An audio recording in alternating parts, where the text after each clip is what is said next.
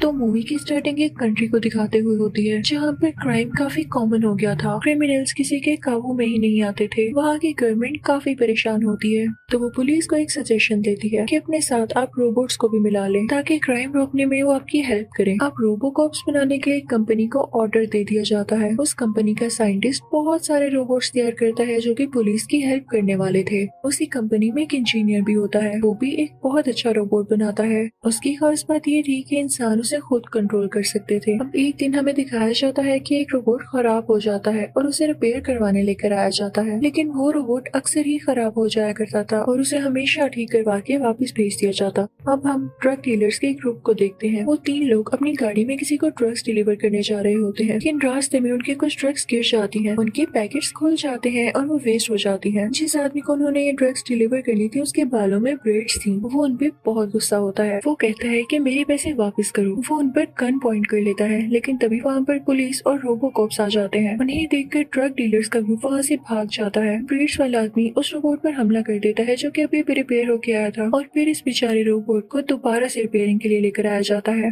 लेकिन वो इतनी बार डैमेज हुआ कि इस बार रिपेयर होना उसके लिए पॉसिबल नहीं था। उसकी बैटरी बिल्कुल खराब हो चुकी थी, तो उसे रिपेयर करने के बजाय रिसाइकलिंग के लिए भेज दिया जाता है। यहाँ से सीन चेंज होता है और हम उसी ब्रेड्स वाले आदमी को देखते हैं जो कि उसे ड्रग डीलर को कॉल करता है और उसे कहता है कि मुझे मेरे पैसे वापस कर दो, पुलिस मुझे नहीं पकड़ पाई, ये ना हो कि मैं वहाँ आकर तुम सबको खत्म कर दूं। ये सुन के वो ड्रग डीलर काफी परेशान हो जाता है और अपने साथियों से कहता है कि हम कहाँ से $20 मिलियन लाएं। तो वो तीनों मिलकर डिसाइड करते हैं कि हम एक बहुत बड़ी रॉबरी करेंगे, यानी कहीं से पैसे चुराएंगे। लेकिन वो कहते हैं कि एक मसला है, रोबोकॉप सर चुका जाते हैं। अब फीमेल ड्रग डीलर भी कह रही होती है कि रोबोकॉप से बचना बहुत मुश्किल है, इसके लिए हमें रोबोकॉप्स के क्रिएटर को पकड़ना होगा ताकि उसको यूज करके हम सारे रोबोकॉप्स को डीएक्टिवेट कर दें। इससे हमारा काम काफी आसान हो जाएगा। हम दूसरी तरफ रोबोट्स बनाने वाली कंपनी में हम उसी साइंटिस्ट को देखते हैं जिसने ये सारे रोबोकॉप्स बना रखे थे। वो किसी नए प्रोजेक्ट पर काम कर रहा होता है जिसमें वो बहुत मेहनत करता है और आखिरकार वो सक्सेसफुल हो जाता है। वो फौरन से भागकर अपनी बॉस के पास जाता है और उसे सब कुछ बताता है। कहता है कि अगर मैंने ये तरीका रोबोट्स बनाने पर इम्प्लीमेंट कर दिया तो मैं काफी ज्यादा सक्सेसफुल हो सकता हूँ। वो एक ऐसा रोबोट होगा जो कि बोल भी सकेगा, इवन सोच भी सकेगा, उसका अपना अलहदा ब्रेन होगा। तो उसकी बॉस उससे कहती है कि मुझे ऐसी बातें समझ में नहीं आती, जब ऐसा हो नहीं सकता तो फजूल अपना टाइम मत वेस्ट करो, अभी जो तुम अपना काम कर रहे हो सिर्फ उसे ही कंटिन्यू रखो। तो साइंटिस्ट काफी परेशान हो जाता है क्योंकि उसे यकीन था अगर वो ये काम कर लेता तो वो जरूर सोचने समझने वाले रोबोट्स बना सकता था। वो वहाँ से वापस आ जाता है, लेकिन सोचता है कि मैं अपनी इतनी ज्यादा एफर्ट जाया नहीं जाने दूंगा। वो कहता है कि मैं खुद ही से चेक करूंगा, इस पर एक्सपेरिमेंट्स करूंगा और बना कर दिखाऊंगा ऐसा रोबोट। तो वो साइंटिस्ट वहाँ से डैमेज रोबोट उठाता है जिसे रिसाइकलिंग के लिए भेज दिया गया था। वो वहाँ से रोबोकॉप्स की चिप भी उठा लेता है। वो चुपके से उसे अपनी गाड़ी में डालता है और वहाँ से ड्राइव करके जाने लगता है। उसका ये प्लान था कि वो इसको इस रोबोट पर टेस्ट करेगा, लेकिन तभी रास्ते में ड्रग डीलर्स का गैंग उसे पकड़ लेता है। वो इसे अपनी सीक्रेट जगह पर ले आते हैं और इस पर गन पॉइंट करके पूछते हैं कि हमें तरीका बताओ कि रोबोकॉप्स को किस तरह से डीएक्टिवेट करना है, तुम वो सारा कंट्रोल हमें दे दो। तो साइंटिस्ट कहता है कि ऐसे कैसे मैं तुम्हें कंट्रोल दे दूं, वो सैटेलाइट से कनेक्टेड है और वैसे ही चलते हैं, मेरे हाथ में कुछ भी नहीं है, मैंने बस बना दिया। तो ड्रग डीलर्स कहते हैं कि ठीक है फिर हम तुम्हें मार देंगे, लेकिन इससे पहले वो साइंटिस्ट की गाड़ी चेक करते हैं तो उन्हें वही डैमेज रोबोट मिलता है। तो वो उससे पूछते हैं वाह भाई तुम नया रोबोट बनाने वाले हो। तो साइंटिस्ट कहता है कि नहीं, ये एक पुराना रोबोट है, मुझे इस पर सिर्फ कुछ टेस्ट और एक्सपेरिमेंट्स करने हैं। तो वो ड्रग डीलर्स कहते हैं तो तुम हमारे लिए कोई नया रोबोट क्यों नहीं बना देते, हम मिलकर उसे तैयार करेंगे और उससे अपने काम लेंगे। तो साइंटिस्ट कहता है नहीं, जो काम मैं करने वाला हूँ वो बहुत डेलिकेट यानी नाजुक है, और जो रोबोट तैयार होगा वो भी बहुत नाजुक होगा, हमें उसकी बहुत केयर करनी होगी। तो ड्रग डीलर्स कहते हैं कि कोई मसला ही नहीं, हम उसकी केयर मिलके कर लेंगे। वो ड्रग डीलर साइंटिस्ट को वहीं बिठा लेते हैं और कहते हैं कि जो जो सिस्टम अपडेट या इंस्टॉल करना है वो हमारे सामने करो। तो साइंटिस्ट ऐसा करने लगता है और वो सारा डेटा चिप में कॉपी करके उस रोबोट के अंदर लगा देता है। जैसे उसने सोचा था वैसा ही हुआ। वो रोबोट बिल्कुल बच्चों की तरह एक्ट कर रहा था, वो उन लोगों से डर रहा था, और जैसे कोई बिल्ली हर चीज को देख के उसे पंजा या हाथ मारती है वो भी बिल्कुल ऐसे ही कर रहा था, यानी उसकी हरकतें काफी क्यूट थी। पहले तो साइंटिस्ट को बिल्कुल होप नहीं थी कि ये रोबोट कभी एक्टिव भी होगा, लेकिन वो यहाँ भी सक्सेसफुल हो चुका था। उसे आगे का काम करना था। फीमेल ड्रग डीलर को भी वो काफी अच्छा लगता है तो वो उसे चैपी कहकर बुलाती है, यानी इसी रोबोट के नाम पर ये मूवी भी है। तो ये रोबोट इस मूवी का मेन कैरेक्टर हुआ। लेकिन इसी के साथ ही वो ड्रग डीलर जिसने उस साइंटिस्ट को रोबोट ठीक करने को कहा था काफी मीन हो जाता है। वो साइंटिस्ट पर गन पॉइंट कर लेता है। वो उसे कहता है कि यहाँ से जाओ और दोबारा अपनी शक्ल मत दिखाना। यानी वो रोबोट की कस्टडी खुद रखना चाहते थे। साइंटिस्ट बेचारा वहाँ से चला जाता है। फिर हम उसी रोबोट्स बनाने वाली कंपनी को देखते हैं जिसमें कोई आदमी अपने डिजाइन सिखा रहा होता है,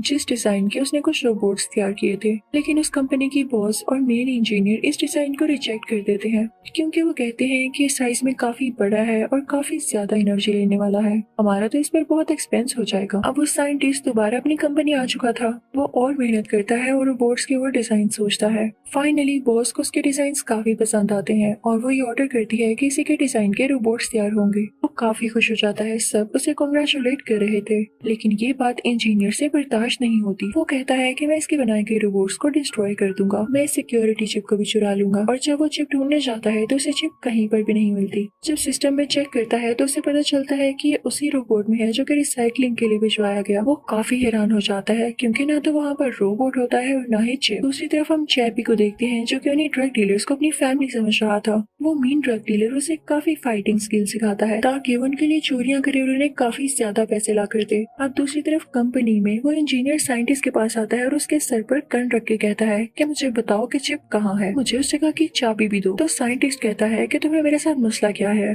मेरे पास कोई की नहीं, कोई चिप नहीं है। इंजीनियर अपनी गन शूट कर देता है लेकिन लकीली उसमें कोई बुलेट नहीं होती। तो इंजीनियर सबसे कहता है कि डरो नहीं भाई, मजाक था ये कहता वो वहाँ से चला जाता है। साइंटिस्ट के जहन में कुछ आता है, वो फौरन से चैपी से मिलने जाता है। इंजीनियर भी उसे देख चुका था तो उसे काफी सस्पेंस होता है और वो भी उसके पीछे जाता है। साइंटिस्ट चैपी के पास जाके कहता है कि मेरी बात ध्यान से सुनो, तुम कोई गलत काम नहीं करोगे। वो उसे काफी समझाता है, तुम एक अच्छे रोबोट हो, मेरे से प्रॉमिस करो कि हमेशा ही अच्छे बन के रहोगे। तो चैपी उसे प्रॉमिस कर लेता है और साइंटिस्ट काफी खुश हो जाता है। वो चैपी से कहता है कि आओ मैं तुम्हें पेंट करना सिखाता हूँ और फिर वो उसे पेंटिंग सिखाने लगता है। उसके पास फीमेल ड्रग डीलर भी खड़ी होती है लेकिन उसे कुछ भी नहीं कह रही होती। लेकिन तभी वहाँ पर वो मीन ड्रग डीलर आ जाता है। वो साइंटिस्ट को यहाँ दोबारा से देख के काफी गुस्सा होता है और उसे मार कर वहाँ से निकाल देता है कि आइंदा अगर तुम आए तो मैं तुम्हें जान से मार दूंगा। अब वो मीन ड्रग डीलर चैपी को एक जगह पर लेकर जाता है जहाँ पर बहुत बुरे लड़के और गैंगस्टर्स होते हैं। वो उन गैंगस्टर से कहता है कि इसको मारो, मैं इसकी एबिलिटी चेक करना चाहता हूँ, इसे और पावरफुल बनाना चाहता हूँ, तुम लोग इसकी प्रैक्टिस करवाओ। अब वो बुरे लड़के चैपी पर अटैक करने लगते हैं लेकिन चैपी क्योंकि एक रोबोकॉप नहीं था और वो एक बच्चे की तरह फील करता था तो वो काफी डरने लगता है।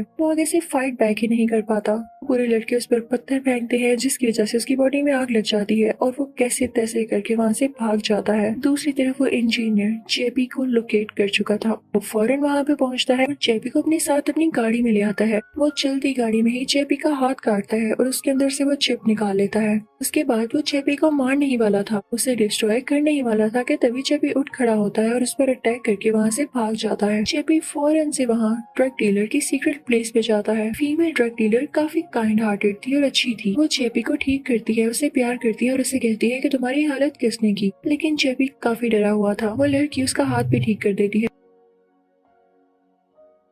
अब सुबह हो जाती है और वो मीन ड्रग डीलर उस रोबोट यानी चैपी से कहता है कि मेरी गलती है कि मैंने तुम्हें बुरे लड़कों में छोड़ दिया और तुमने इतनी मार खाई, लेकिन सुनो तुम्हें अपने ही डिफेंस के लिए लड़ना आना चाहिए, मैं तुम्हें गन यूज करना भी सिखाऊंगा। लेकिन चैपी ऐसा कोई काम नहीं करना चाहता था क्योंकि उसने उस साइंटिस्ट से प्रॉमिस ले लिया था। अब जब वो पूरा ड्रग डीलर नोटिस करता है कि तो मेरी बात ही नहीं सुन रहा तो वो उसे अपनी बातों में लाने के लिए एक ट्रिक यूज करता है। वो उसे कहता है कि चलो ठीक है, तुम गन इसलिए यूज नहीं करे कि लोग मरेंगे, तुम्हें लोगों का इतना ख्याल है तो चलो मैं तुम्हें दूसरे वेपन यूज करना सिखाता हूँ जिससे लोग सिर्फ सो जाते हैं, उनको कोई चोट नहीं आती। अब चैपी का माइंड बिल्कुल बच्चों के जैसा था तो उसकी बातों में आ जाता है। तो इस बात का फायदा उठाते हुए वो पूरा ड्रग डीलर उसे बाकी वेपन्स यूज करना सिखा देता है। अब आज वो दिन होता है जब उन ड्रग डीलर्स ने कोई बहुत बड़ी चोरी करनी थी लेकिन उनके पास ऐसे वेपन्स नहीं थे, यानी एडवांस वेपन्स जिनसे वो लोगों को मार सके और डरा सके। अब पूरा ड्रग डीलर चैपी को अपने से बनाई गई एक और स्टोरी सुनाने लगता है। वो कहता है कि चैपी मेरी गाड़ी को चुरा कर भाग गया, तुम देखो जरा सबसे गाड़ियां तो लेकर आओ, मैं देखूं कि कौन सी मेरी है। अब चैपी था बच्चा, यानी वो बच्चों के जैसे सोचता था तो वो फिर से उसकी बातों में आ जाता है और सब लोगों को गाड़ी से निकाल फेंकता है। वो सब लोगों की गाड़ियां चुरा कर ले आ चुका था। बुरा ड्रग डीलर काफी खुश होता है और उन गाड़ियों के स्पेयर पार्ट्स और बाकी चीजें बेच कर काफी अमीर हो जाता है। वो उनसे महंगे महंगे वेपन्स खरीदता है। अब रात हो रही होती है और साथ में बारिश भी हो रही होती है। बुरा ड्रग डीलर देखता है कि चैपी एक मरे हुए डॉग के पास बैठा है और काफी सैड है। तो वो ड्रग डीलर उसे कहता है कि सैड नहीं हो, तुम भी एक दिन मर जाओगे। तो वो रोबोट कहता है कि मैं नहीं मरता, मैं एक रोबोट हूँ। तो ड्रग डीलर उसे कहता है कि तुम्हें अपनी बॉडी पर बैटरी टाइमिंग नजर आ रही है, ये रेड हो रही है। साइंटिस्ट ने तुम्हें इसीलिए बैटरी वाला सिस्टम दिया ताकि तुम जल्द खत्म हो जाओ। अब ये बात जेबी के दिल पर लगती है, वो साइंटिस्ट से नफरत करने लगता है और तभी ड्रग डीलर अपने नंबर बनाने के लिए उसे कहता है कि मैं तुम्हें एक ऐसी बॉडी में शिफ्ट करूंगा जो कि कभी खत्म नहीं होगी, तुम हमेशा जिंदा रहोगे, लेकिन इसके लिए एक शर्त है, तुम्हें हमारे साथ चोरी करनी होगी। देखो वहाँ से पैसे आएंगे तभी तो मैं तुम्हारी बॉडी पर लगा सकूंगा। पहले तो जेबी मना करता है लेकिन फिर मान जाता है इस लालच में कि वो हमेशा जिंदा रहेगा। अब दूसरी तरफ साइंटिस्ट काफी परेशान था क्योंकि उसे लग रहा था कि जेबी कहीं अब तबाही न मचा दे। वो सोचता है कि मैं उसे समझाने जाता हूँ। तो जैसे ही वो उनकी सीक्रेट जगह पर जाता है और जेबी को बुलाता है तो जेबी उसकी बात सुन के भी उसे इग्नोर करता है और कोई रिस्पॉन्स नहीं देता क्योंकि अब उसके दिल में साइंटिस्ट के लिए नफरत आ चुकी थी। साइंटिस्ट उसके पीछे पीछे जाता है और कहता है तो मेरी बात क्यों नहीं सुन रहे हो। तो जेबी कहता है कि मुझसे और कोई बात मत करना, तुमने मुझे ऐसी बॉडी में डाला है ना कि मैं जल्द मर जाऊं। तो साइंटिस्ट कहता है कि ऐसी बात नहीं है, तुम्हें किसने कह दिया, तुम अकेले ही रोबोट नहीं हो जिसमें बैटरी लगी है। दूसरी तरफ इंजीनियर काफी जेलस था तो सिस्टम का यूज करके साइंटिस्ट के बनाए गए सारे रोबोट्स को कोलैप्स कर देता है, यानी उनके सिस्टम क्रैश कर देता है। पूरे मुल्क के रोबोट्स अब खत्म हो चुके थे, डिस्ट्रॉय हो चुके थे। क्रिमिनल्स को खुली छुट्टी मिल गई थी, वो पूरी कंट्री में तबाही मचाने लगते हैं। इसी के साथ जेबी को भी कुछ होने लगता है, उसका भी सिस्टम क्रैश होने लगता है, लेकिन साइंटिस्ट को फौरन से पता चल जाता है। उसे लैब में लेकर आता है, उसे ठीक करता है और फौरन से उसके सिस्टम को रिबूट कर देता है ताकि डिस्ट्रॉय होने से पहले वो बच जाए। अब जेबी को होश आ जाता है और वो साइंटिस्ट के गले लग जाता है। उधर ही एक और बड़ा सा रोबोट होता है, वो जेबी को काफी पसंद आता है तो वो साइंटिस्ट से कहता है कि मुझे इस बॉडी में ट्रांसफर कर दो, मुझे अच्छी लगी है और मैं हमेशा जिंदा भी रहूंगा। तो साइंटिस्ट कहता है कि नहीं, वो एक आर्टिफिशियल इंटेलिजेंस है, वो सिर्फ एक रोबोट है और तुम तो इंसानों की तरह सोच सकते हो, तुम्हारा डाटा कहीं भी कॉपी या ट्रांसफर नहीं हो सकता क्योंकि तुम्हारी अपनी सोच है। तो जेबी उससे नाराज हो जाता है और लड़ने लगता है कि तुम तो चाहते ही नहीं कि मैं जिंदा रहूं।